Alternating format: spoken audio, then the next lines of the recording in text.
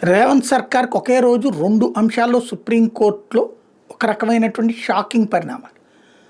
ఇప్పటికీ 10 మంది ఎమ్మెల్యేలకు సంబంధించినటువంటి కథ అలాగే నడుస్తుంది. వాళ్ళు చివరికి కోర్టుకి ఏమో అఫిడవిట్లు ఇచ్చుకున్నారు. అబ్బెబ్బే మేము పార్టీ మారలేదండి, అది అపోహే అంటున్నారు. స్వయంగా రేవంత్ రెడ్డి చేత కండవాలు వేయించుకున్న ఎమ్మెల్యేలు కూడా. దాని మీదన చర్యలు ఎందుకు తీసుకోవట్లేదు అంటే ఇంకా అప్రాప్రియేట్ టైం రాలేదు అంటూ చెప్తున్నటువంటి ఆర్గ్యుమెంట్ ఏకంగా రాజ్యాంగ నిపుణుడు ముకుల్ రోహిత్గీతో వాదనలు వినిపింపజేసిన పరిస్థితి.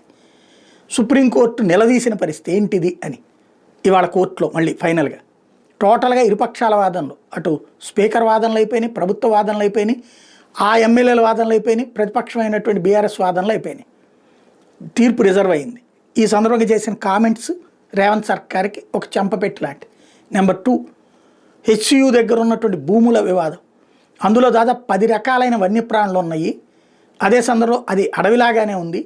దాంట్లో చెట్లు కొట్టడానికి వీల్లేదంటూ వేసిన పిటిషన్ మీదన సుప్రీంకోర్టు తక్షణం స్పందించి స్టే అయితే ఇవ్వట్లేదు, కానీ మధ్యాహ్నం 3:30 లోపు నివేదిక ఇవ్వండి మాకు అని ఆ తెలంగాణ హైకోర్టు రిజిస్ట్రార్ని ఆదేశించింది. స్పాట్కి వెళ్ళండి, విషయం అంతా చూడండి, చెట్లు నరకడం పర్యావరణానికి ప్రమాదమా కాదా, వీళ్ళు చెప్తుంది కరెక్టా కాదా, అక్కడ వన్యప్రాణులు ఉన్నాయా లేదా అన్నటువంటి.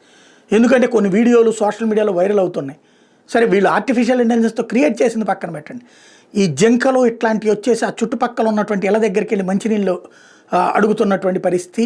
అంటే అడగడం అంటే ఏమో అడగడం కాదు, అక్కడ అరుస్తూ ఉంటే వాళ్ళు తీసుకొచ్చి మంచినీళ్ళు పెట్టడం, తిండి పెట్టడం, ఇట్లాంటివన్నీ కూడా అక్కడ విజువలైజ్ అయినటువంటి సందర్భంలో వాటిని బేస్ చేసుకుని సాయంత్రంలోగా 3:30 లోపు నివేదిక ఇవ్వమని చెప్పింది. బట్ స్టే ఇవ్వట్లేదని చెప్పింది. అదే సమయంలో చెట్లు కొట్టద్దని చెప్పింది.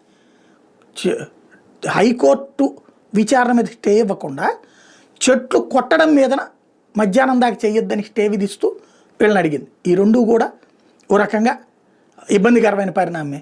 ఈ రెండింటి అంశాల్లో వీళ్ళకి తీర్పు అనుకూలంగా వస్తే సూపర్, లేదంటే ఇబ్బంది పడతాడు రేవంత్ రెడ్డి.